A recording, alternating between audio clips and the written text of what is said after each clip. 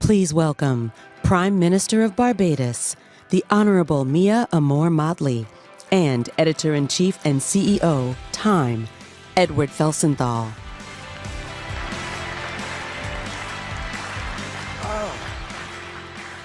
Hello. Hello. Welcome, how are you? Prime Minister. Thank you very much. The Prime Minister, as many of you know, has emerged as really the most powerful voice on the international stage, standing up for developing nations, and particularly island nations, against the climate risks that we just heard about in the previous sessions, and we'll continue to talk about today. And we're very pleased and appreciative that you're here. Thank you. A short, recent bio. The UN gave you its top environmental award in December. You just won a landslide election for a second term. You led Barbados's. Thank you. You led Barbados's drive to become a republic in November, removing the Queen as head of state. You installed Rihanna as an official national hero, for which I think you deserve a third term. How do you, your agenda is so vast at home and abroad. How are you thinking about your priorities? What is your top priority as you look ahead this year? To make life easier for our people in Barbados, the Caribbean, and generally the developing world. We don't have the luxury of focusing on one issue. We have to focus on all. And regrettably, we've faced three crises in the last few years. We faced the climate crisis, which is continuing and existential in a very real way. We faced the pandemic, which is COVID, but we're also facing the antimicrobial resistant slow motion pandemic, which people don't talk about, and which we speak about because it's responsible already for 1.2 million deaths a year directly and 5 million deaths indirectly. And thirdly, we've faced the consequences of the war that has broken out this year, which is being seen in inflation, particularly food inflation, energy inflation, you seeing it here in the US, and indeed, that's going to lead, in our view, to crises with financing and debt. So it's a lot. It's a lot, and in 2018, when I addressed the UN, I said, look, the world is looking too much like 100 years ago, but we know better. So we've got to find a way of creating space to ensure that those people who are on the margins of development, largely because of their history, largely because we've not had the kind of equitable, strong leadership globally that sees people, hears people, and feels people, we got to keep fighting for them, and that's what we're trying to do. One of the, you may know, the Prime Minister has given two really viral addresses, very powerful addresses, first at the UN and then in Glasgow, which, as we all just learned, is the COP26 meeting. One of the things I appreciate, you being in the business of words myself, is that words matter. Yes. And I was thinking as I prepared for this conversation, I could spend the whole time just quoting you to you. But I wanted to ask you a question that you wrote and was part of your COP26 speech that we all watched and were inspired by. And the question you asked, after you said try harder, was, are we so blinded and hardened that we can no longer appreciate the cries of humanity? Yeah, that's why I try to keep it simple. We need to see people, we need to feel people, we need to hear people.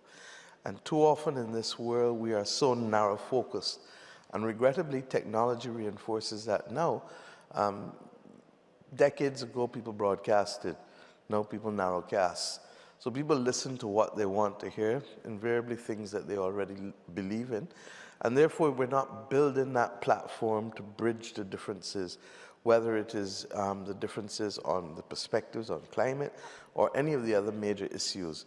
And I think more and more we need to learn the art of building dignified bridges to be able to ensure that humanity can come together in that common space. And before this goes further, I really want to thank TIME. I don't see you're recognizing me as me. I see you're recognizing me as recognizing a message that is coming from the developing world and coming from Barbados and the Caribbean. And I want to thank you for having the courage to recognize that message, because we need more people globally to accept that if we simply continue as is, we already have a cementing of what the world looked like in 1945. We didn't exist as a nation, nor did over 100 countries. And just because we become independent nations doesn't mean that the institutions have changed to accommodate us. They haven't. That's why we're fighting for change in the World Bank. An International Bank for Reconstruction and Development can't simply be about low-income countries in today's world. We have a number of global problems. And unless we can find global solutions to global problems and finance them globally, they will become problems to even those who think they're insulated from them. And that's kind of where we are at today's point.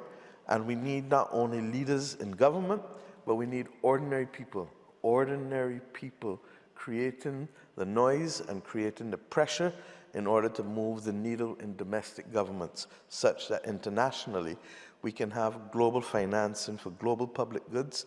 We can ensure that the world is a safe place, that the world is an equitable place. I asked Secretary Kerry in the back, who of course you know well, what he would ask you. And his question is a good one. It's, could you describe for us, take us to Barbados? I'd love all of you to come. Please. We're in the business of welcoming people, so please. I meant that figuratively, but thank you. And I meant it literally.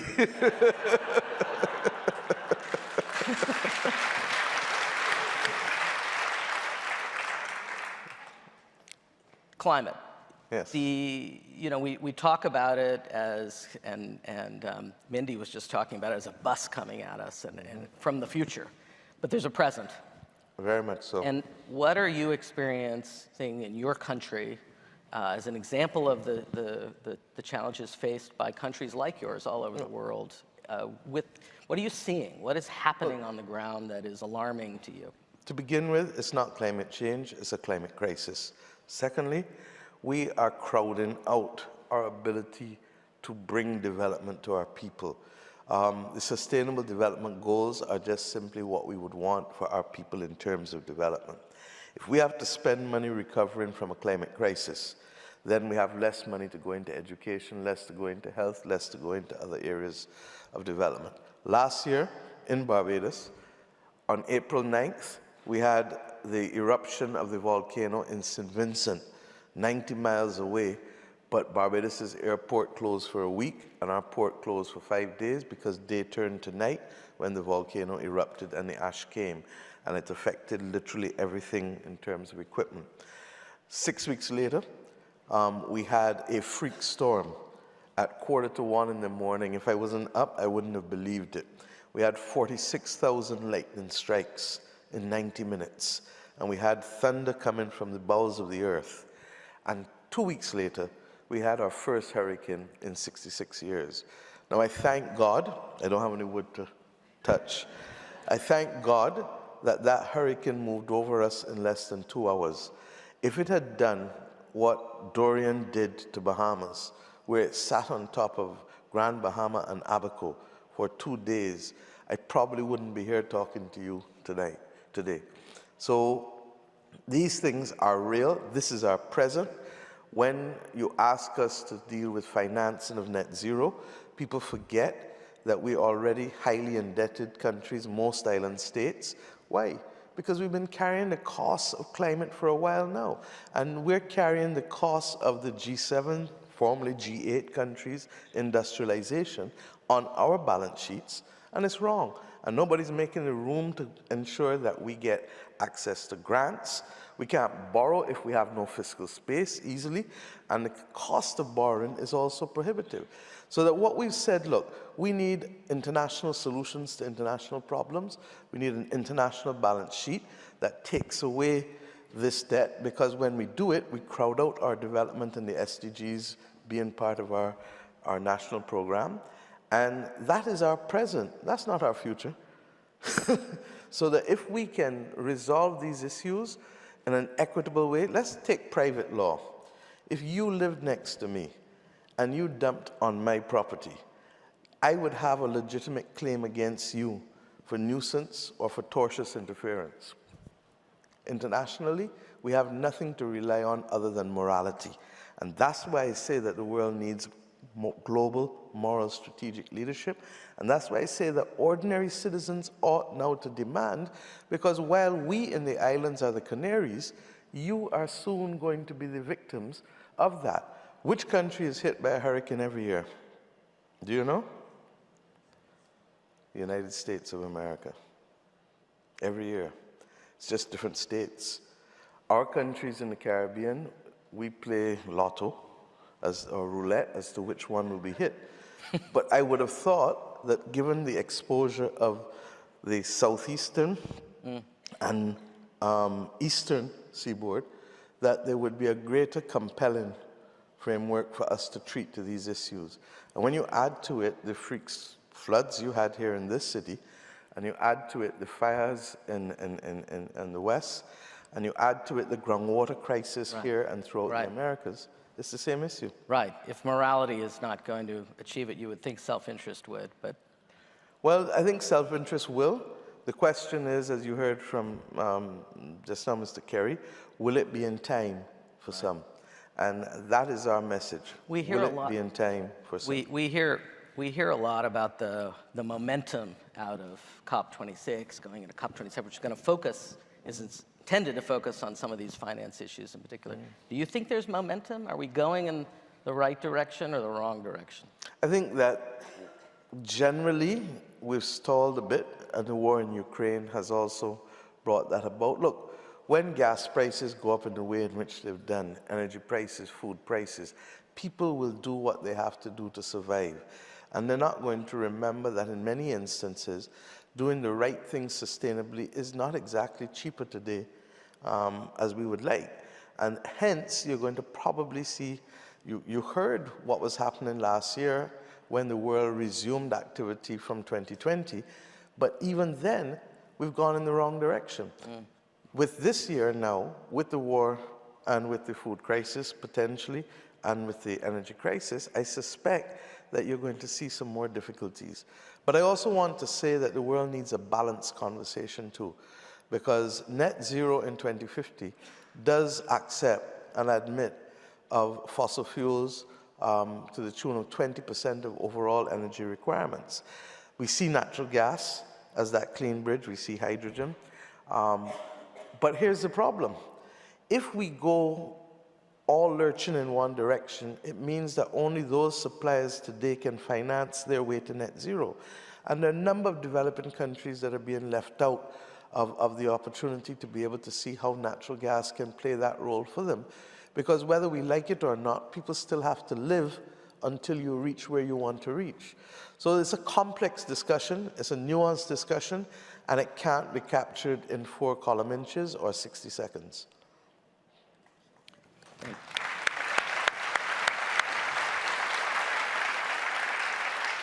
I want to ask you as a last question, we're almost out of time. You are, let me get this right, the chair of the Prime Ministerial Subcommittee on Reparations, appointed so by the heads of the Caribbean community. And you said recently that you'd be writing to European countries about the unresolved issue of reparations. Have you done that? And No, where are we? We literally paused it because of the war in Ukraine. And we felt that to start the discussion at this stage may be a little complex. But the issue is not going to go away. It's not me that chairs it, it's Barbados that chairs it. Barbados is that country where modern racism in the Americas started when the British literally settled in the 17th century. In 1661, the parliament which I lead passed the heinous slave code that spawned other slave codes here in the US, either directly mimicked or in part indirectly. And we feel that we have a moral obligation to be able to start to deconstruct the racism in all of its forms. It doesn't only come in laws that are still there, but it also comes in ways in which people undermine democracy, in ways in which people prevent people from voting, in ways in which people make judgments about people because of color or race. And we've got to work hard to deconstruct it. And we have to also recognize that when many countries became independent, there was no development compact or development package left for us to finance education, healthcare, or any of these issues. But when the slaves were emancipated, 20 million pounds was paid to the slave owners, and then by reason of a 4-year apprenticeship scheme, another 27 million pounds of free labor was given. Now, if we were to take the example of Haiti, which is perhaps the most egregious example there is, where the French government took back from Haiti, and I think New York Times did an article recently. Very powerful, yes. That's right. So you know that even though Haiti declared independence, they then had to pay the French government for a significant period of time a portion of their customs duties. And yet Haiti today has never recovered. And we have to ask ourselves, can we accept that the Industrial Revolution was financed by the blood, sweat, and tears and money of developing countries, and at the same time causes the climate crisis today? And it's a case of double jeopardy.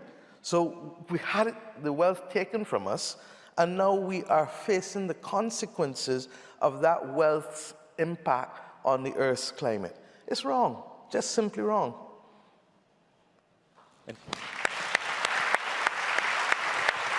I want to thank you. I want to invite you. You can have many times more than 4 column inches anytime you want it in time. And I want to invite you to Barbados and everyone else here. We'll all see I think you we in have a Barbados. deal. Thank you. Thank you so much. Thank you. Thank you.